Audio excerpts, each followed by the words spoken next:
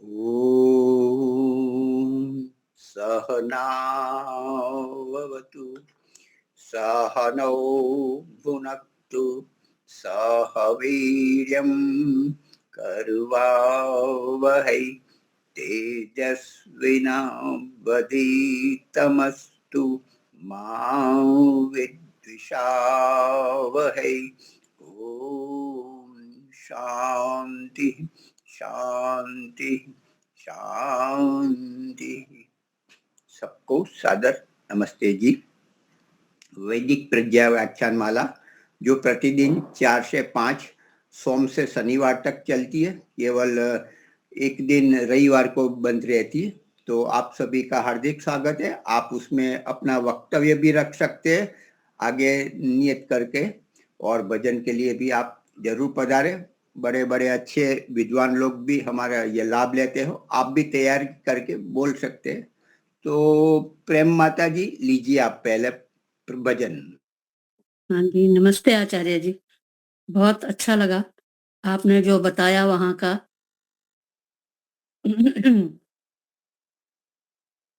सभी को मेरी सादर नमस्ते।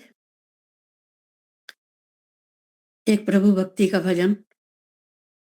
एक बार तो प्रभु जी हम जैसों से मिलो,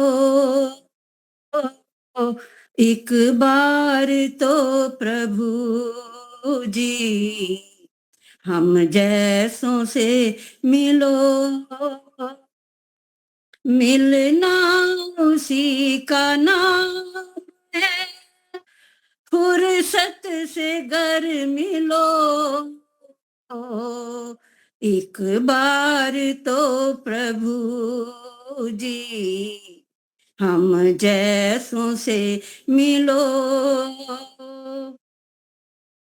हम जैसे भी हैं दाता तेरे मुरीद हैं, हम मुरीद हैं, अवगुण हमारे प्रभु जी करके दया करो, एक बार तो प्रभु जी हम जैसों से मिलो, आए नहीं कि चल दिए, आना नहीं है ये,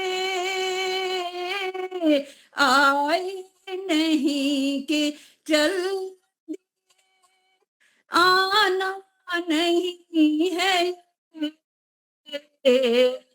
आना तो उसका नाम है, मिलकर जुदा न हो, मिलना उसी का नाम है, फुर्सत से घर मिलो, माना मुझ में भक्तों की कोई, माना कि मुझ में भक्तों से कोई कशिश नहीं, एक बार तो प्रभु जी इस दिल की भी सुनो, एक बार तो प्रभु जी इस दिल की भी सुनो, मिलना उसी का नाम है, फुर्सत से घर मिलो,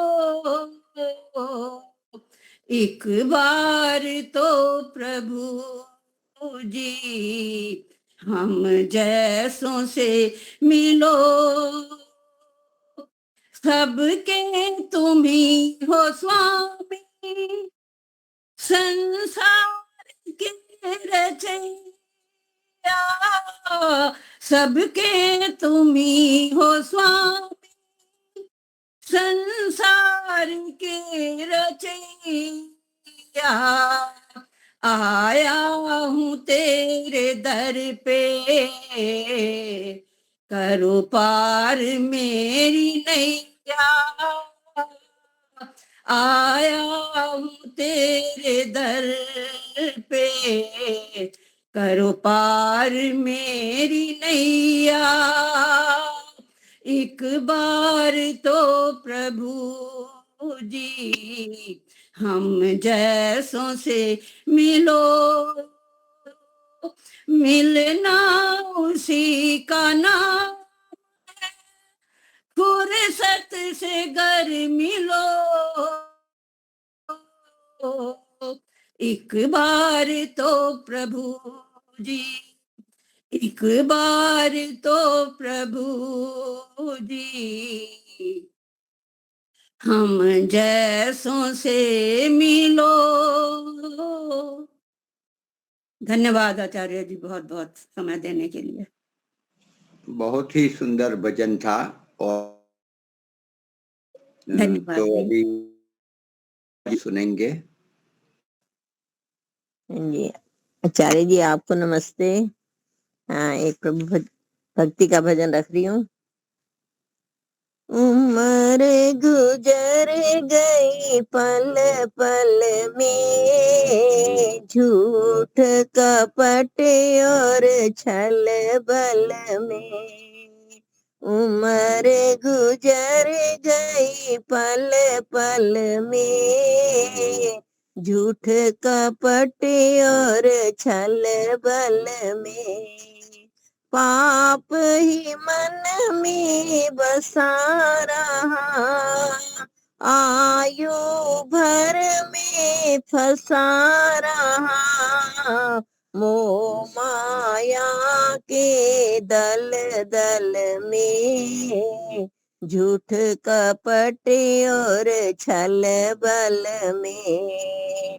उम्र गुजर गई पल पल में, झूठ कपट और छल बल में। अपना कौन पराया है, ये भी जान न पाया है।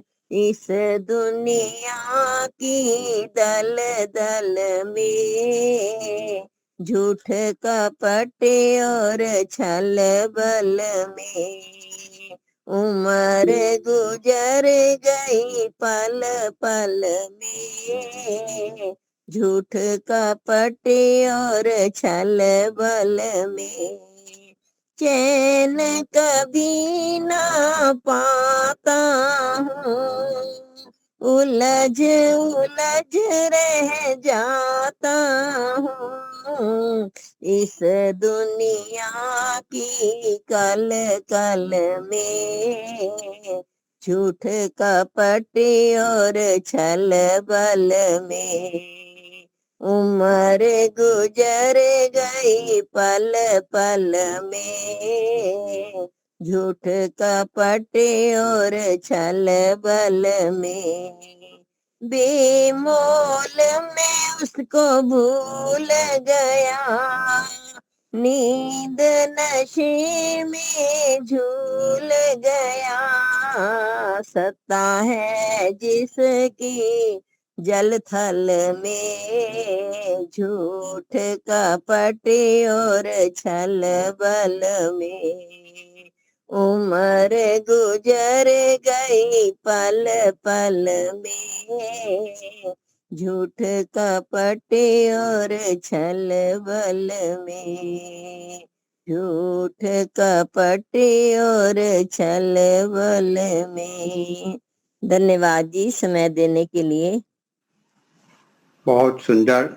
उम्र गुजर गई पल पल में, झूठ कपट छल और बल में। बहुत ही सुंदर। तो आज के हमारे वक्ता है श्रुति जी सेतिया फरीदाबाद से, उनको निमंत्रित करता हूँ। श्रुति जी। धन्यवाद मुनि जी। सभी आर्यजनों को मेरी सादर नमस्ते। बहुत सुंदर ईश्वर भक्ति के भजन हमने अभी आदरणीय प्रेम माता जी से और शोभा माता जी से सुने। सच में प्रेरणादायी भजन और भावपूर्ण भजन सुन रहे थे अभी हम। कुछ सरल से विचार मुनि जी मैं पढ़ रही थी। आजकल जो हम लोग आर्य समाज भी जाते हैं, हम लोग क्या कार्य कर रहे हैं और हमारे कर्तव्य क्या होने चाहिए, कई बार ऐसी बातों पर प्रश्न उठता है।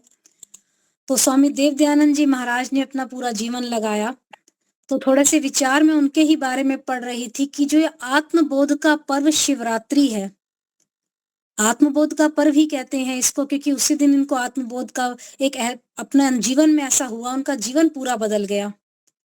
तो थोड़ा सा हम समझने का प्रयास करें कि जो ये आर्य समाज है, उसका जन्म, उसका निर्माण, उसके इतिहास में इस शिवरात्रि की बड़ी महत्वपूर्ण भूमिका रही है। और इस पर्व पर आर्य समाज के उदय का बीजांकुरित हुआ था। शिवरात्रि के मंगलमय पावन पर्व पर ही पुण्य आत्मा मूल शंकर जी को कण कण में जो व्याप्त शंकर के वास्तविक मूल को जानने और उसको पाने की प्रबल जिज्ञासा उठी थी। और हम सबको ये बात विदित है कि इस दिन मूल शंकर की प्रसुप्त चेतना उद्बुद्ध हुई थी। जीवन में भयंकर झंझावट आ गया था। दुनिया, उनके विचारों में एक ऐसा तूफान उठा कि सब कुछ तोड़ता, छोड़ता, मरोड़ता दुनिया से अकेला अलग ही जाकर खड़ा हो गया था। और वही पहचान दयानंद बनी। और वो जो देव पुरुष था, शिवरात्रि की रात को जागने के बाद जीवन में कभी नहीं सोया। उस महामानव के हृदय में सत्य और असत्य को, धर्म और अधर्म को, जड़ और चेतन को, शिव और अशिव को जानने की प्रबल इच्छा थी। अब इस सच्चे शिव को जानने की जो बलवती इच्छा उनके हृदय में थी, उसके लिए उन्होंने बहुत प्रयास किया और इन जीवन के तप को, त्याग को, तपस्या को, संकल्प, इन सब बातों का सहारा लेकर घर से निकल पड़े। अनेक बाधाएं आई उनके जीवन में, बहुत ज्यादा दिक्कतें, कष्ट आए उनके जीवन में, पर वो महायोगी आगे ही बढ़ता गया, जिसने संसार के इतिहास में जीवंत चेतना को जोड़ा। उस ऋषिवर की ज्ञान, स्मृति और प्रेरणा का पर्व है ये महाशिवरात्रि। आज हम जो सब यहाँ एकत्रित होकर हैं, केवल स्वामी देव दयानंद जी महाराज की कृपा, उनके ऋणों को हम उतार नहीं सकते।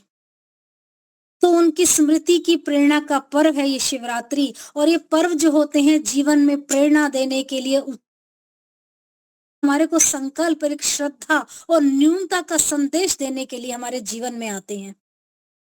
महापुरुषों के जीवन की जो अधात घटनाएं हो चुकी होती हैं, वो संसार को प्रेरणा देती हैं, संसार को उपदेश देती हैं और आगे हमें बढ़ने के लिए प्रेरित करती हैं उनकी घटनाएं। इसलिए बार बार कहा जाता है कि अपने महापुरुषों की घटनाओं को हम स्वाध्याय करें, उन घटनाओं से हम कुछ सीखने का प्रयास करें, जीवन में उन घटनाओं को आत्मसात करके उनके हिसाब से अपना जीवन बनाएं और वैसे ही वैदिक कार्यों को हम करें। शिवरात्रि की जो बात है, आत्मबोध और आत्मचिंतन का पर्व कहा जाता है। और हमने जीवन में क्या पाया, हमने जीवन में क्या खोया, हम किधर जा रहे हैं, हमारे जीवन का लक्ष्य क्या है, हम कहीं हमारा जो ये दुर्व्यसनों और जो गलत कार्य हैं, दुष्कर्मों में हम इस टाइप के कर्मों में लिप्त तो नहीं हो रहे हैं। कभी हम आत्मचिंतन तो करें, जिससे हम मानवता का जो पद है वो कलंकित तो नहीं हो रहा। हम इस चीज को भी तो देखें और हम ये भी देखें कि कहीं मेरे असत्य में काम, क्रोध, लोभ, मोह, ईर्ष्या, द्वेष, घृणा आदि के जो शत्रु हैं, अंदर ही अंदर मुझे खोखला तो नहीं कर रहे हैं। कहीं मैं मात्र अपने लिए तो नहीं जी रहा हूं, मैं मात्र आत्म कल्याण के लिए ही पूंजी एकत्रित तो नहीं कर रहा, पैसा ही पैसा इकट्ठा करा और अपने लिए जीवन जिया, कहीं मैं ऐसा तो नहीं कर रहा।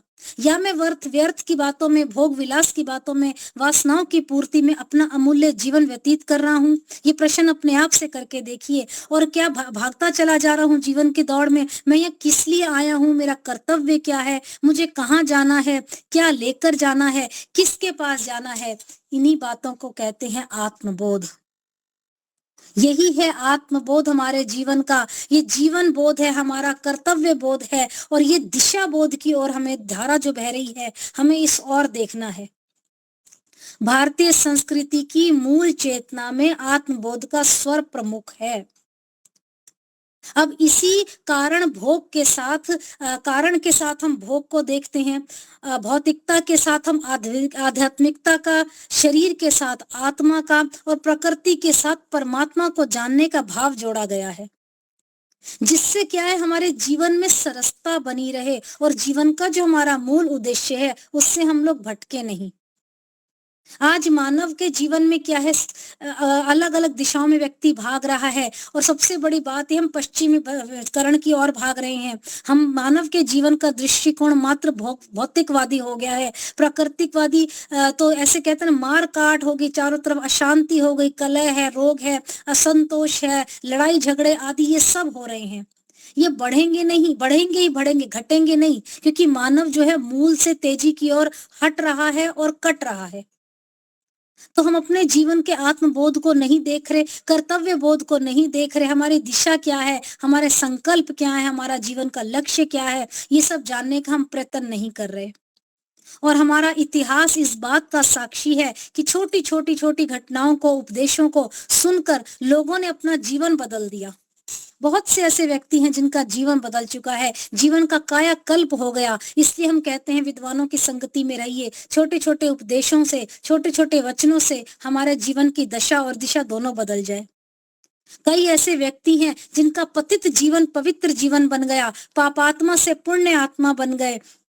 भोगी विलासी दुर्व्यसनी जो जीवन, ऐसा कांटा उनका बदल गया कि वो तपस्वी बन गए, त्यागी बन गए, परोपकारी बन गए, धर्मात्मा बन गए, नास्तिक से आस्तिक बन गए। और एक वाक्य जो आप सभी ने सुना है कि कीचड़ में फंसे हीरे को अपनी पहचान करा दी, ये वाक्य भी हमने सुना है स्वामी जी का।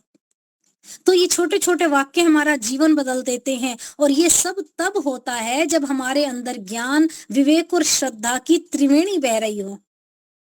आज हमारे जीवन में ना श्रद्धा है, ना त्याग है, ना विवेक है, ना हम लोग अपनी कोई पहचान बना पा रहे हैं, हम कोई उस ज्ञान को जागृत नहीं कर पा रहे हैं। हम केवल जुड़ जाते हैं परंतु सत्संग की बातों को आत्मसात नहीं करते।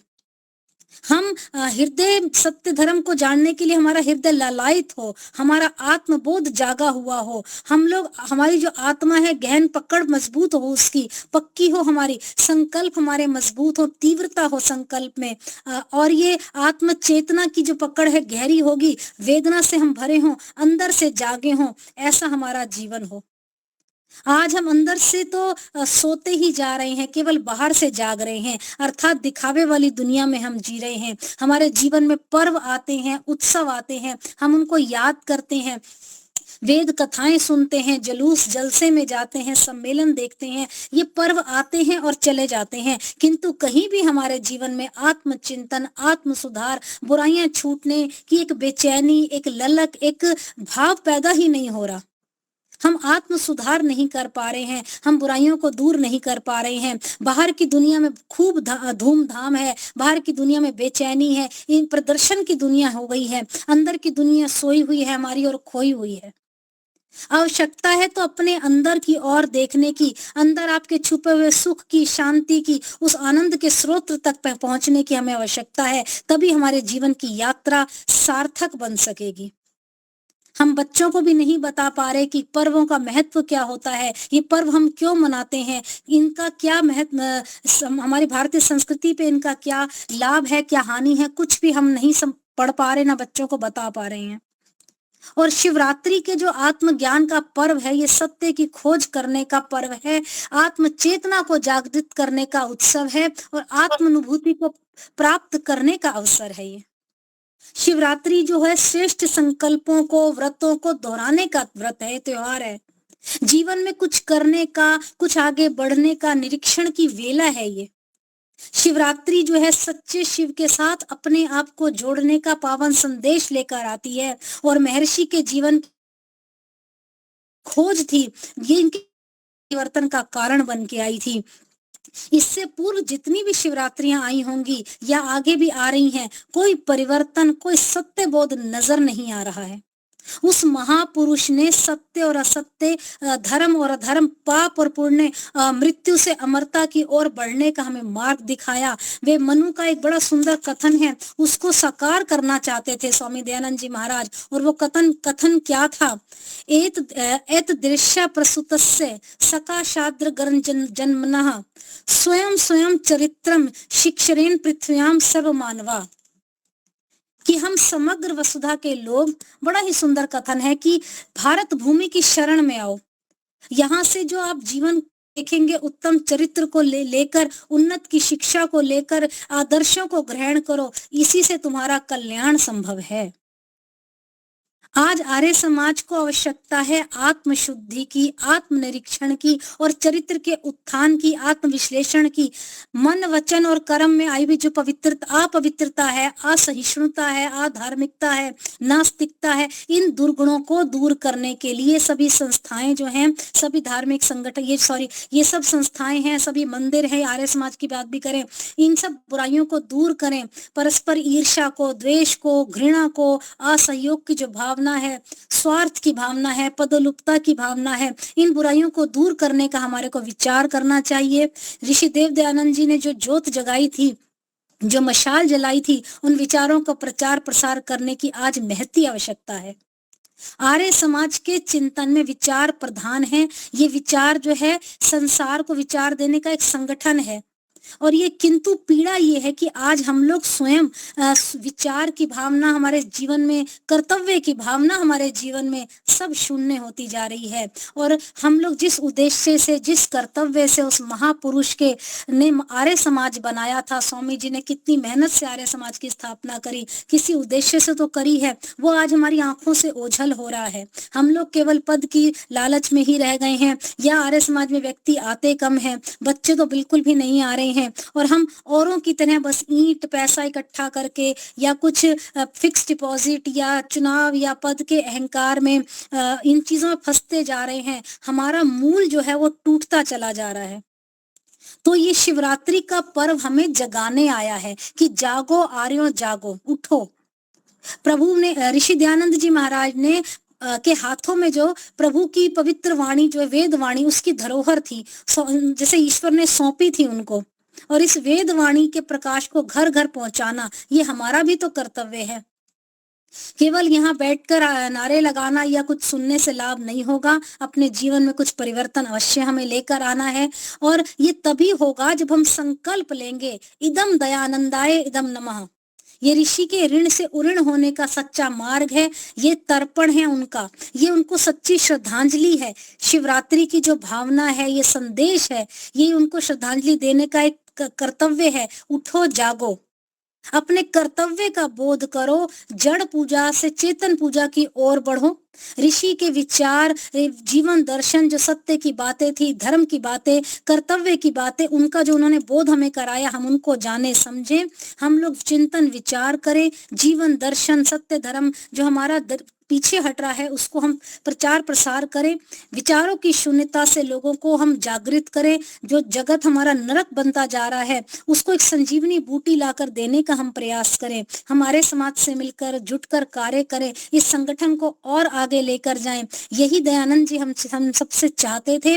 और ये शिवरात्रि हमें यही कह रही है कि आर्यों, कुछ सोचो, कुछ समझो और कुछ करो। अपने धर्म, कर्म और अपने उद्देश्य को पहचानो, तभी कुछ बात बनेगी, तभी शिवरात्रि को मानना हमारा सार्थक होगा, मनाना हमारा सार्थक होगा। तो ये थोड़े से विचार मुझे बहुत अच्छे लगे कि हम जीवन में कर क्या रहे हैं। बस उठो, जागो आर्यो, ये भावना मन में रखनी है। हमें आर्य समाज के साथ मिलकर, जो स्वामी जी ने एक स्वप्न देखा था, इस कार्य को आगे बढ़ाना है।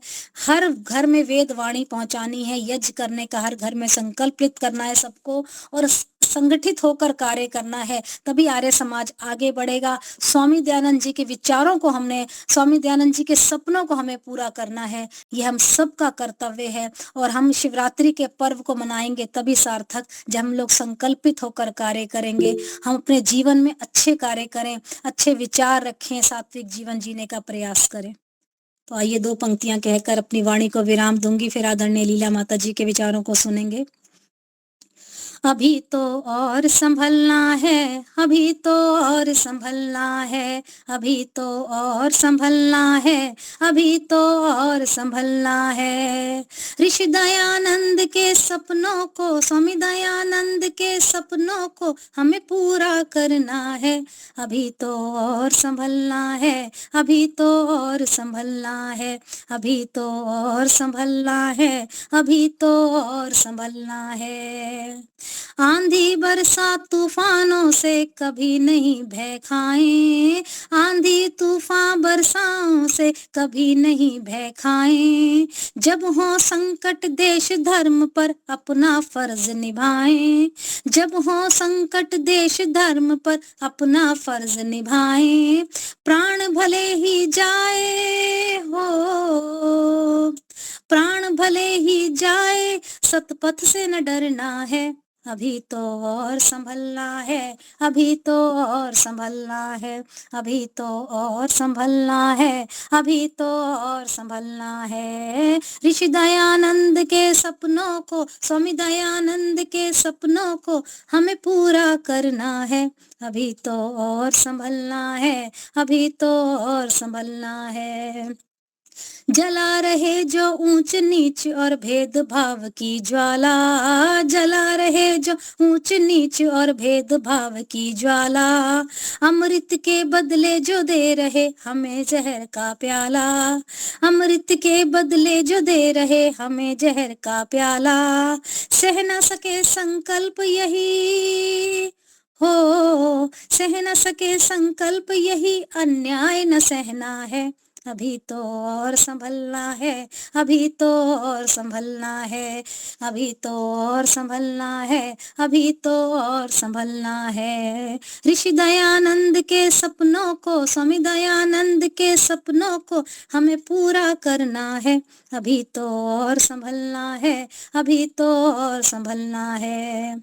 जमा हुआ है मुद्दत से जिनके मन पे मैल पुराना, जमा हुआ है मुद्दत से जिनके मन पे मैल पुराना। आज हमारे मन पर पाखंड की, आडंबर की, हम सब इन मार्गों में फंस गए हैं। उनसे बाहर निकलना है, प्रकाश की ओर जाना है।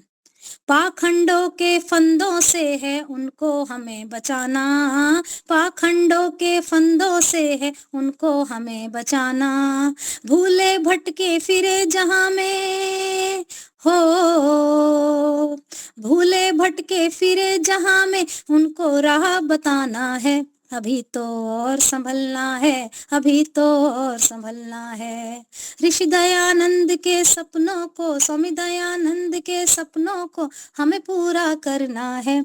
अभी तो और संभलना है, अभी तो और संभलना है, अभी तो और संभलना है, अभी तो और संभलना है। बहुत सुंदर श्रुति, गॉड ब्लेस यू, बहुत सुंदर, सुंदर, बहुत अच्छा, बढ़िया भजन बढ़िया। बहुत सुंदर। वास्तव में श्रुति जी ने बहुत ही बढ़िया भजन के द्वारा अपनी वेदना, आर्य समाज की वेदना प्रस्तुत की। जिस स्वप्न को लेकर महर्षि दयानंद ने ये शिवरात्रि का पर्व के प्रति हमें जागृति, आत्मबोध, आत्मचेतना जगाई और हम कहाँ क्या करना था और कहाँ जा रहे हैं, तो ये भजन भी बहुत कुछ कह देता है। बहुत अच्छी तरह से आपने प्रस्तुतिकरण किया। तो एक और भजन ले लेते हैं। भजन ऐसी वस्तु है, बहुत सारी वस्तु सरल भाषा में लयबद्ध अच्छी तरह से प्रस्तुत करते हैं। तो संतोष माता जी, आप लेना चाहते हैं, लीजिए। जी हाँ, सभी को सादर नमस्ते।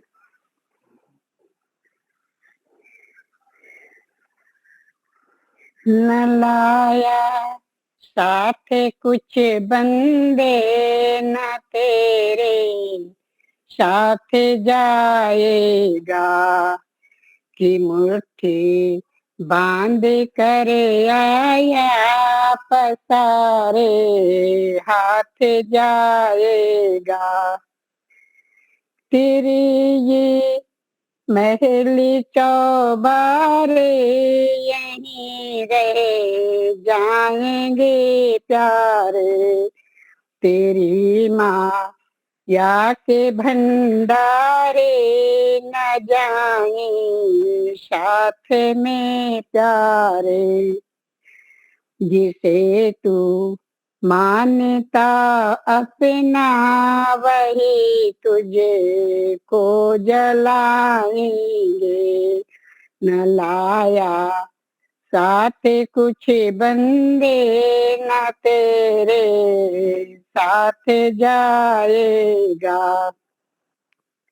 लड़केपन खेल में जाया, जवानी नींद भर सोया। धर्म के बीज ना बोया, बुढ़ापा देख कर रोया। है बोए राह में कांटे, कहाँ से फूल पाएगा। न लाया साथ कुछ बंदे न तेरे साथ जाएगा। गया तू भूल वो वादा वहाँ कर के जो तू आया। कमाई पाप की माया, प्रभु को तूने बिसराया। वहाँ ना चल सके कोई बहाना, जो बनाएगा। न लाया साथ कुछ बंदे न तेरे साथ जाएगा। भरोसा खुद नहीं पगले तेरी से जिंदगानी का। तेरा जीवन समझ ले है बुलबुला के पानी का। न जाने किस घड़ी किस मोड़ पर ये फूट जाएगा। न लाया साथ कुछ बंदे न तेरे साथ जाएगा। कि मुट्ठी बांध कर आया, पसारे हाथ जाएगा। ओम बहुत बहुत धन्यवाद जी समय देने के लिए। सभी को सादर नमस्ते। बहुत आपको सुंदर। बहुत बहुत शुभ आशीर्वाद। हाँ जी, आप लोग सभी उत्साह से आते ही, इसलिए हम वक्ता का भी कुछ समय काट के आपको भजन के लिए कुछ समय देते। तो लीला माता जी, लीला बहन जी, आप आइए और अपना प्रस्तुतिकरण करें। गायत्री मंत्र से ईश्वर की स्तुति प्रार्थना उपासना करेंगे। ओम भूर्भुवस्वः तत्सवितुर्वरेण्यं भर्गो देवस्य धीमहि धियो यो न प्रचोदयात्।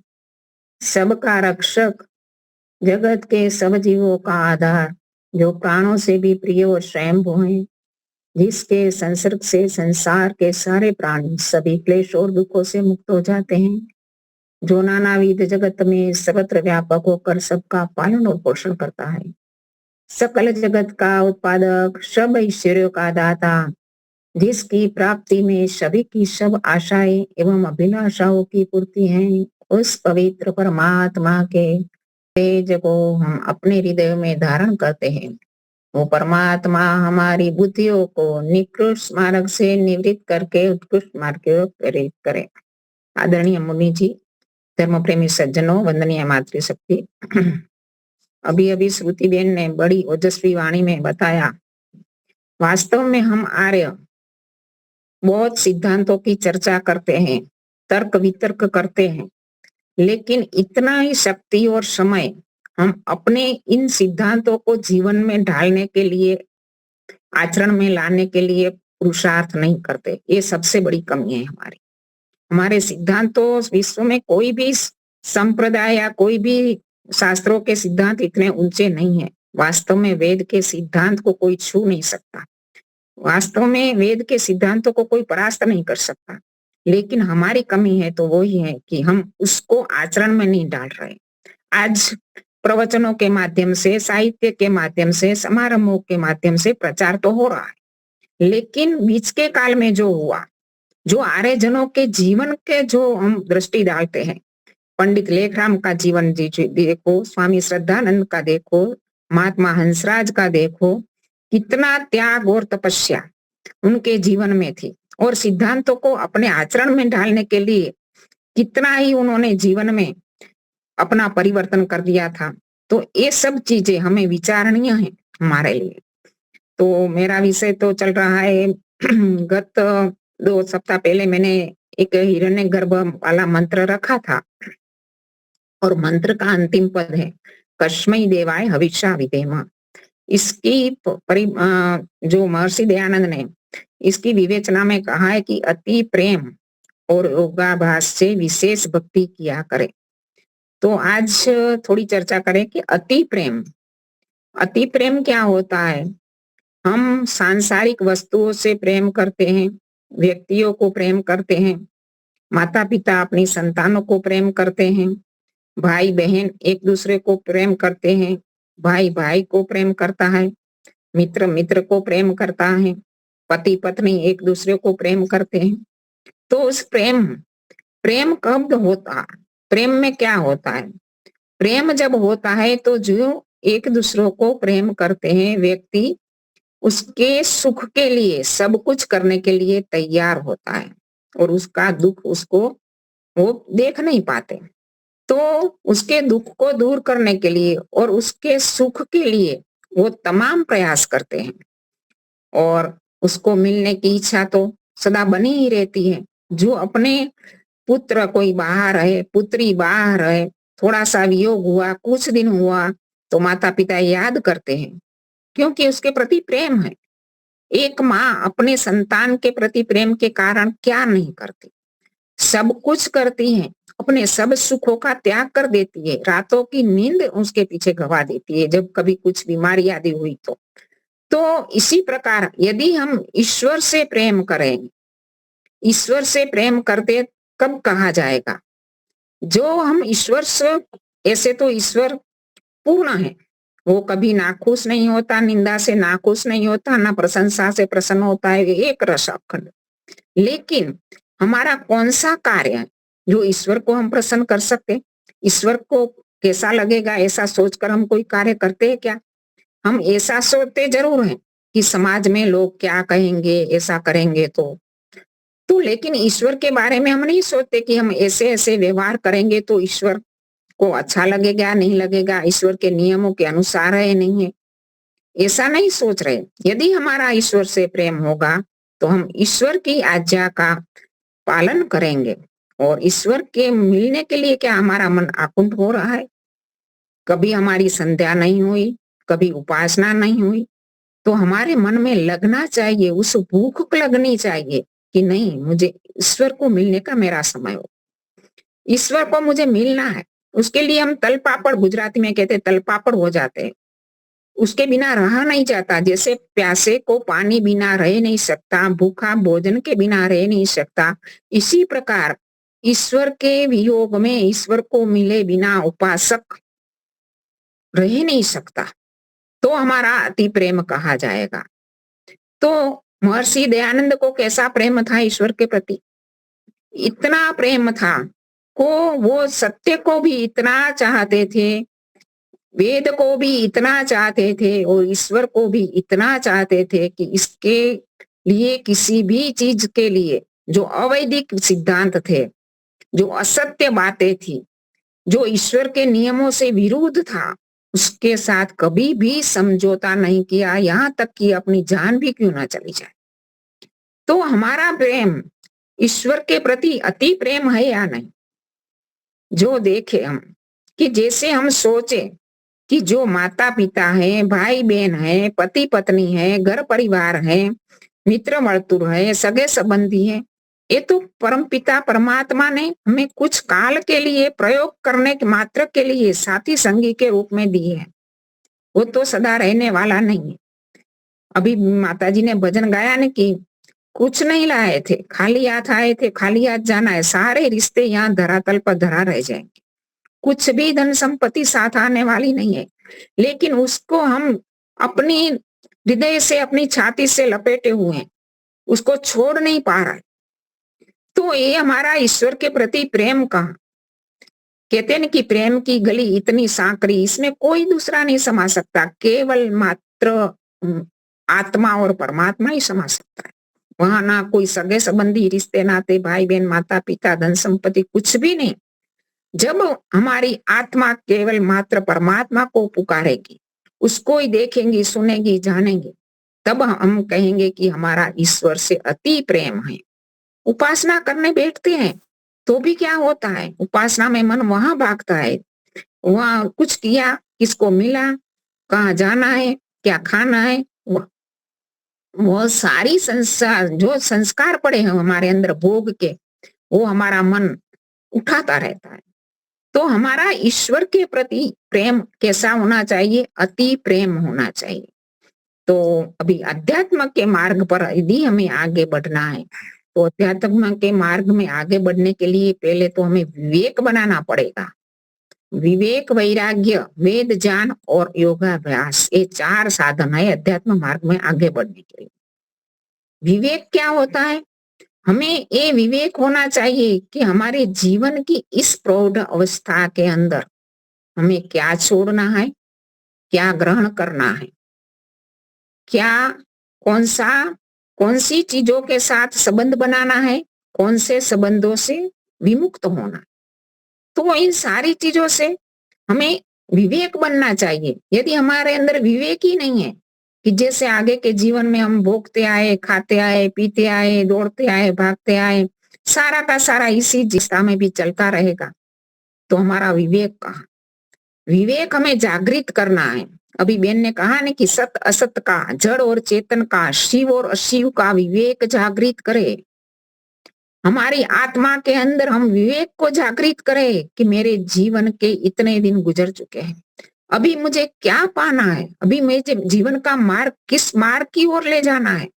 इस विवेक को जागृत करे बिना हम वैराग्य की ओर बढ़ ही नहीं पाएंगे। तो वैराग्य क्या है? जो जीवन भर हमने भोग के संस्कार बनाए हैं, खाया है, पिया है, देखा है, सुना है, भोगा है, उन संस्कारों को बदलना है, योग की ओर जाना है, भोग से योग की ओर जाना है, भोग के संस्कारों को कुछ कम करना है। आजकल हम क्या देखते हैं कि अवस्था गुजर गई है, शरीर जीर्ण होने लगा है, फिर भी वृद्धावस्था आ रही है, फिर भी व्यक्ति के भोग के प्रति आसक्ति कम नहीं हो रही है, खाने में पीने में आसक्ति कम नहीं हो रही है, पहनने ओढ़ने में आसक्ति कम नहीं हो रही है। मैं देखती हूँ कि सीनियर सिटीजन, बड़ी उम्र की महिलाओं के ग्रुप होते हैं, क्या क्या कैसे टाइम पास कर रहे हैं, कोई पार्टियों का आयोजन कर रहे हैं, कोई फंक्शन कर रहे हैं, कभी पिक्चर जाने का प्रोग्राम बना रहे हैं, कभी पिकनिक जाने का प्रोग्राम बना रहे हैं, कभी क्या कर रहे हैं लोग, भोग के संस्कारों की और ही लिप्त हो रहे हैं। वैराग्य के उससे उर्वीण होने का विचार ही नहीं हो रहा है कि कहाँ तक भोगते रहेंगे। अभी तो हमारा समय साधना में, स्वाध्याय में और सत्संग आदि में जाना चाहिए, इस और बढ़ना होगा, वो ही वैराग्य कहा जाएगा। जो मैंने अभी पेपर में पढ़ा कि जापान के अंदर, जापान एक प्रगतिशील देश है, वहां कहते हैं कि उम्र आयु, सरेराश आयु बढ़ गई है, वहां वृद्धों की संख्या बहुत है, बड़ी उम्र वाले लोगों की संख्या बहुत है, क्योंकि वहां का खान पान जो भी है, जिसके कारण वहां बड़ी उम्र वाली महिलाओं की और वृद्ध पुरुषों की संख्या है। तो वहां क्या होता है, बड़ी उम्र वाली महिलाएं अवसाद, एकलता अनुभूत हो रही है, वो जीवन के दिन वृद्धावस्था के काटने मुश्किल हो रहे हैं, अवसाद एकलता की अवस्था में वो बोर हो रही है, और इसके लिए वो क्या करते हैं, वो चाहती है कि इससे तो जेल का जीवन पसंद करती है क्योंकि जेल में जो भी कर्मचारी होते हैं वो खाने पीने के लिए, दवाओं के लिए, औषधियों के लिए, जो भी उनकी जो सेवा शुश्रूषा के लिए जो भी पूछ-पाछ करते हैं, वो एकलता नहीं लगती। वहाँ दूसरे कैदी भी होते हैं साथ में। तो वो लोग गुनाहित कृत्य करके स्वयं जेलों में जाना चाहते हैं।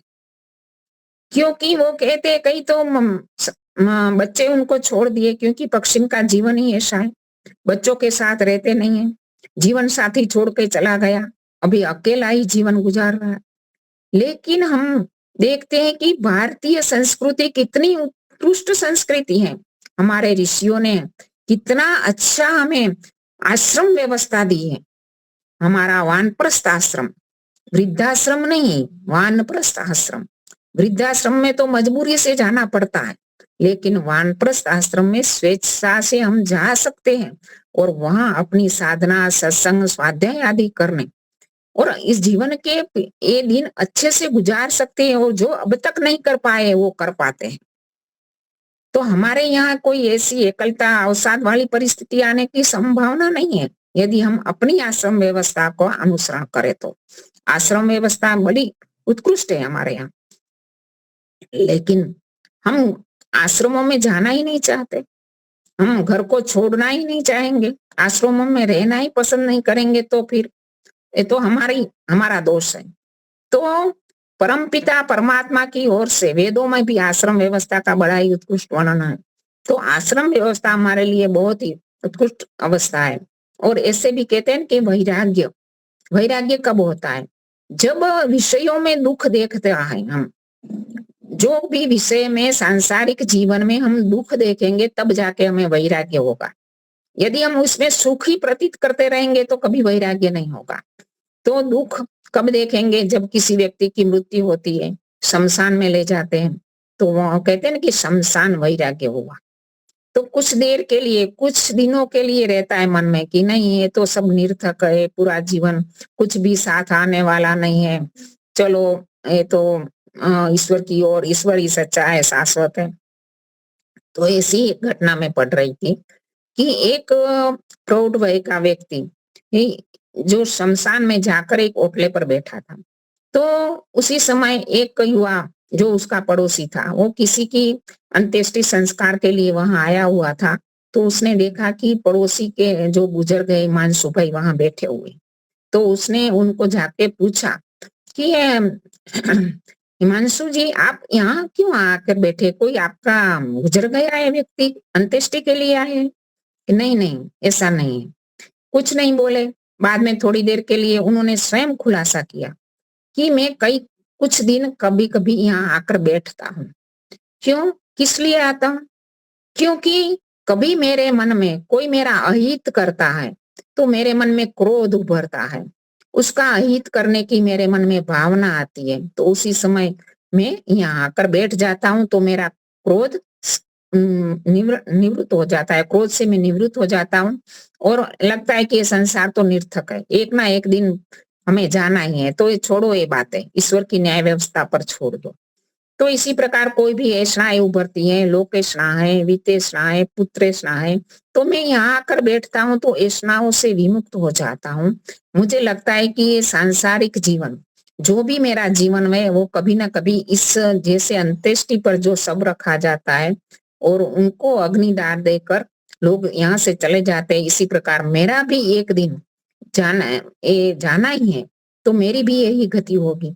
तो मेरे मन में से ऐसनाओं के प्रति राग नहीं रहता, ये सांसारिक वस्तुओं के प्रति रागों से निवृत्त हो जाता हूँ। तो ये सारी चीजें हैं वैराग्य के। और बाद में आता है वेद का ज्ञान। वेद का ज्ञान तो हमें प्रतिदिन प्राप्त करना है। जितना जितना ज्ञान हम प्राप्त करते जाएंगे, इतना इतना हमारी आत्मा पवित्र बनती जाएंगी, हमारी मन बुद्धि पवित्र बनती जाएंगी और हमारा जो भी जीवन है वो ऊंचा उठता जाएगा। यही देखना है, जैसे उम्र बढ़े इसी प्रकार हमारा अंतःकरण शुद्ध होता जाए, पवित्र होता जाए, हमारी ज्ञान की जो मूड़ी है वो बढ़ती जाए, हम उत्कृष्ट अवस्था की ओर चलने पड़े। तो इसी प्रकार हमारी साधना में मन लगने लगे, हमें स्वाध्याय में रस लगने लगे, तो इन सारी चीजों हमें इस अवस्था में होनी ही चाहिए। तो इस प्रकार की अवस्था ये बड़ी ही ईश्वर की कृपा से मिलती है। ऐसे तो कहते हैं वृद्धावस्था कोई दुखदायी अवस्था नहीं है, वृद्धावस्था सुखदायी अवस्था है, यदि हम इस प्रकार से अपने जीवन को ढालें तो। इसी प्रकार अपने जीवन को ढालना चाहिए। तो हमें देखते हैं कि वैराग्य और बाद में जो भी योगाभ्यास, योगाभ्यास ये जीवन जीने की एक पद्धति है कि हम जीवन कैसा जिए। अब तक हमने जीवन जैसा जो जिया, लेकिन हमने योग का अभ्यास करना है। तो केवल आसन प्राणायाम ही नहीं करना है, हमें योग को समझना है। योग किसको कहते हैं? तो योग वो है कि जैसे हम कहते हैं ना कि जो योग के सब अंग है, यम नियम आसन प्राणायाम आदि, तो यम के भी 5 विभाग है। तो यम का पहला भाग है अहिंसा। तो अहिंसा किसको कहेंगे? अहिंसा की परिभाषा करते हुए महर्षि पतंजलि कहते हैं, मन वचन कर्म से किसी को अन्याय पूर्वक दुख कष्ट न देना, वो अहिंसा। किसी को हम अन्याय पूर्वक कष्ट ना दें। माता पिता यदि बच्चों के हित के लिए, बच्चा कोई दोष कर रहा है, गलत मार्ग पर चल पड़ा है, तो माता पिता उसको कुछ दंड दें, लेकिन वो दंड उसके अहित के लिए नहीं दे रहे, उसके कल्याण की भावना से दे रहे, उसके हित की भावना से दे रहे। तो इस प्रकार का जो हमारा भाव है वो हिंसा नहीं कहलाएगी, वो अहिंसा ही होगी। इसी प्रकार गुरु आचार्य शिक्षक है। आजकल को तो शिक्षक को ऐसे थप्पड़ मारने का भी अधिकार नहीं, लेकिन प्राचीन पुरातन समय में हम सबने अनुभव किया होगा कि हमारे समय में जो भी हम स्कूलों में जाते थे तो शिक्षक हमें अवश्य ही कुछ ऐसा काम करते थे, कुछ दोषपूर्ण काम करते थे, गलतियां करते थे तो थप्पड़ मार देते थे, क्योंकि वो उनका ये हिंसा नहीं है, अहिंसा ही है, क्योंकि विद्यार्थी के जीवन के सुधार के लिए कार्य कर रहे हैं। इसी प्रकार राजा कोई व्यक्ति को दंड देता है तो उसका अंदर का भाव उसका सुधारना है, तो वो हिंसा नहीं है, अहिंसा ही है। राष्ट्र रक्षा के लिए हमारे सैनिक सरहदों पर जाकर कितने दुश्मनों को मारते हैं, वो हिंसा नहीं है। देश रक्षा के लिए वो अन्यायपूर्वक नहीं कर रहे, न्यायपूर्वक कर रहे। यदि कोई देश वाला अन्यायपूर्वक किसी देश को हड़पना चाहता है, उस पर आक्रमण करता है और उनके व्यक्तियों को मारता है, तो वो हिंसा है। लेकिन न्यायपूर्वक यदि अपनी रक्षा के लिए मारा जाता है तो वो अहिंसा ही है, हिंसा नहीं है। तो अहिंसा की परिभाषा ही बताई गई और ये भी बताया गया कि हमें जो हिंसक व्यक्ति है, जो दुराचारी है, आतताई है, आज आतंकवादी है, दुराचारी व्यक्ति है, बलात्कारी है, भ्रष्टाचारी है, उनको दंड देना, उनको मारना पीटना, ये हिंसा नहीं है। हिंसक को मारना भी अहिंसा ही है, क्योंकि हिंसा की वृद्धि हम नहीं करेंगे समाज में। इनकी हिंसा से दूसरों को बचा रहे हैं, वो अहिंसा ही है। हमें यही नहीं करना है कि कोई भी व्यक्ति, कोई भी दुश्मन हमें एक गाल पर तमाचा लगाए और हम देखते रह जाए। यदि अन्यायपूर्वक वो कर रहे हैं तो उसका प्रतिकार हमें करना है, वो अहिंसा ही है, हिंसा नहीं। तो इसी प्रकार अहिंसा का भाव भी मन में नहीं लाना है, शरीर से भी हमें हिंसा नहीं करनी है और मन में भी किसी के प्रति हिंसा का भाव नहीं लाना है, किसी के प्रति वैर का भाव नहीं लाना है, किसी की पतन की, किसी की ईर्ष्या नहीं करनी है प्रगति को देखकर, ये भी हिंसा कही जाती है। तो अहिंसा वही है कि हम मन वचन कर्म से किसी को भी कष्ट ना दे, वही अहिंसा है, हिंसा नहीं है। आजकल तो हम देखते हैं कि सूक्ष्मता से देखें कि हमारे व्यवहार में कितनी हिंसा है, कितनी अहिंसा है। तो हम देखते हैं कि छोटी मोटी हिंसा तो हमारे से होती ही रहती है, जैसे हम चूल्हा है, चौकी है, ऐसे के 5 साधन बताए गए कि पानी का घड़ा है आदि, जो भी हो हम कार्य करना जरूरी है, वो काम हमें जीवन में करने पड़ते हैं। लेकिन इनसे जो भी जाने अनजाने में हिंसा हो रही है, इसलिए हमारे ऋषियों ने इसके बदले में हमें पंच महायज्ञ करने का विधान किया है, क्योंकि इन हिंसा की निवृत्ति के लिए, जैसे बलि वैश्य यज्ञ है तो जाने अनजाने में कोई कीट पतंग हमारी रसोई के कारण हमारे कचरा पोता आदि करते हैं, इसमें भी कई छोटे छोटे जीव मर जाते हैं। तो इन सारी चीजों को निवृत्ति के लिए हमें पंच महायज्ञ यानी बलिवैश्य यज्ञ करना है।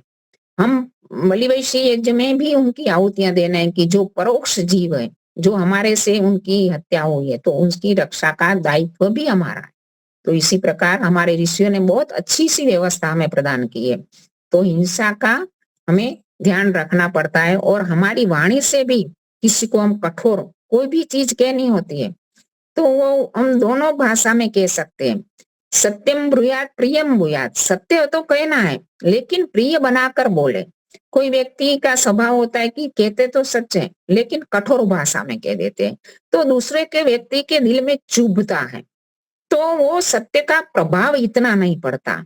हम किसी को दिल को चुभने वाली वाणी का प्रयोग ना करें, लेकिन दूसरे के दिल को छूने वाली वाणी का प्रयोग करें। हमारी वाणी ऐसी हो कि हमारी वाणी से दूसरे के दिल को छू जाए और उसको लगे कि नहीं, वास्तव में हम सही कह रहे हैं। तो ऐसे हमारे आपस के व्यवहार में, हमारे घर परिवार के व्यवहार में, सास बहू के व्यवहार में, पति पत्नी के व्यवहार में इस प्रकार की वाणी का प्रयोग किया जाएगा तो वो हिंसा नहीं होगी। और ऐसे भी हमें हिंसक कई चीजों से हमें अहिंसा होती है हमारी। जैसे आजकल हम सिल्क को, रेशमी साड़ियों को बहुत पसंद करते हैं। वो बहुत महंगी होती है, महंगी भी बहुत है, और लुक भी अच्छा होता है, और इस एक हमारा स्टेटस बनता है। हम चाहते हैं कि कई शादियों में हम पहनते तो अच्छा लगता है। तो इस साड़ियों के पीछे कितने जीवों की हिंसा हो रही है, वो हमें हिंसा, हमारा जिसका प्रयोग कर रहे हैं इसमें हिंसा हो रही है।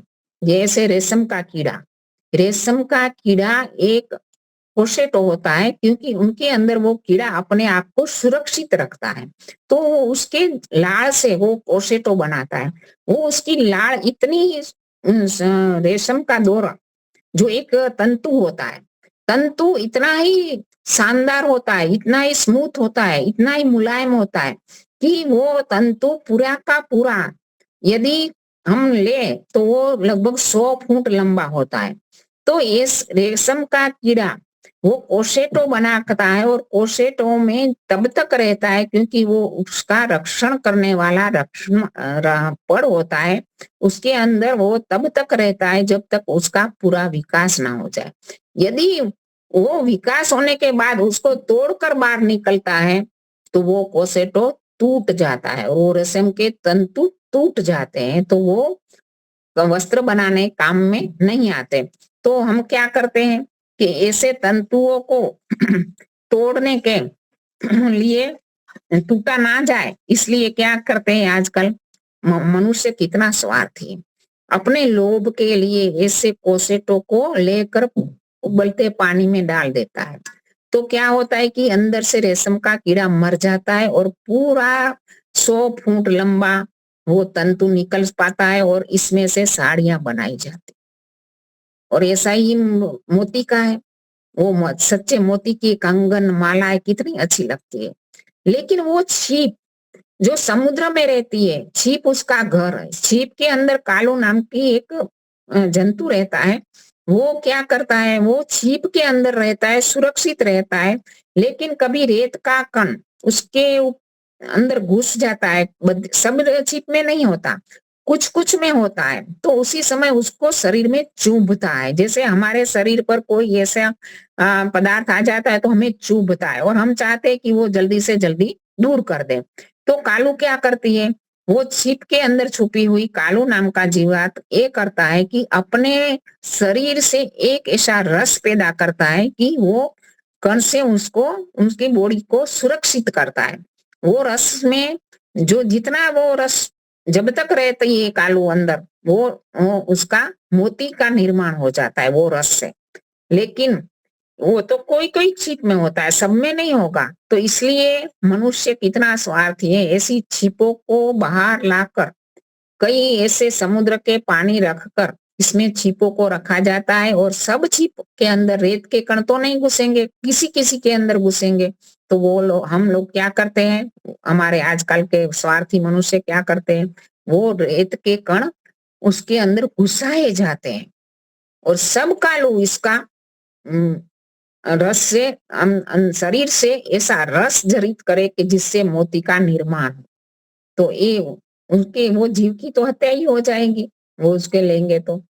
ये जीव हत्या करके हम मनुष्य अपनी शोभा, अपनी सुंदरता बढ़ा रहे हैं, वो भी हिंसा ही है। वो हम हिंसा के भागी बन जाएंगे, क्योंकि जो व्यक्ति हिंसा का परोक्ष रूप में भी किसी वस्तु का प्रयोग करेगा तो भी वो हिंसा का भागी बना जाएगा।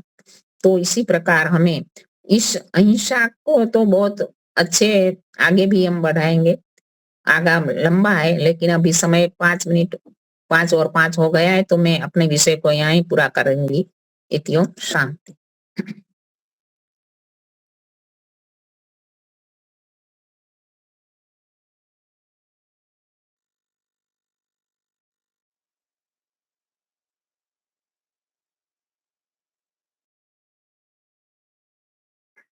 हाँ जी। हाँ जी शांति पाठ कराइए। हाँ जी। धन्यवाद जी।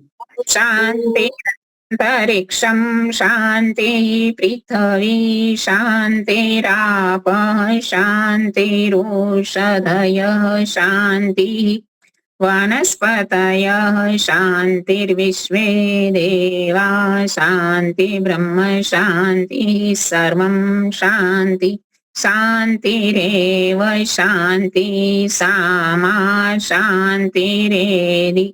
ओम शांति शांति शांति। सर्वेभ्यो नमः। सबको सादर नमस्ते जी। नमस्ते जी। सबको सादर सभी नमस्ते बहन भाइयों को जी। नमस्ते जी। नमस्ते जी। बहुत सुंदर नमस्ते ललिता जी। बहन जी, आपका उद्बोधन आनंद आया। मिलते हैं अपने आचार्य रमेश जी व्यवहार बानू जी।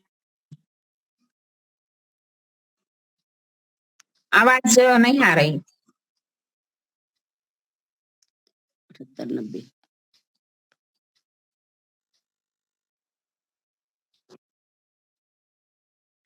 ललिता बहन जी, मैं पहली बार ही इस कार्यक्रम में जुड़ी हूँ, मुझे बहुत ही आनंद आया। दिल्ली कृष्णा नगर से। अच्छा अच्छा, जुड़ते रहिए, जुड़ते रहिए। आज देखा मैंने कार्यक्रम का लिंक, तो मुझे लगा कि मैं ज्वाइन करूं, क्योंकि 4 बजे का समय कुछ और काम में मैं लगी रहती हूँ। तो अच्छा बहुत ही आनंद आया, बहुत ज्ञानवर्धक प्रोग्राम। नहीं, जुड़ते रहिए, प्रतिदिन होता है। जी अवश्य जुड़ूंगी। और ललिता बहन जी, मैं जो है इसी कार्य में लगी हुई हूँ कि सबको संगठित करके आगे बढ़ाना। जहाँ तक लोग नहीं आते हैं आर्य समाज में, मैं वहां तक पहुंचती हूँ, उनके घर में, अपने गली मोहल्ले में, और ऐसी जगह जहाँ झुग्गी बस्तियों में, जहाँ लोग नहीं जाते हैं, जो हमारे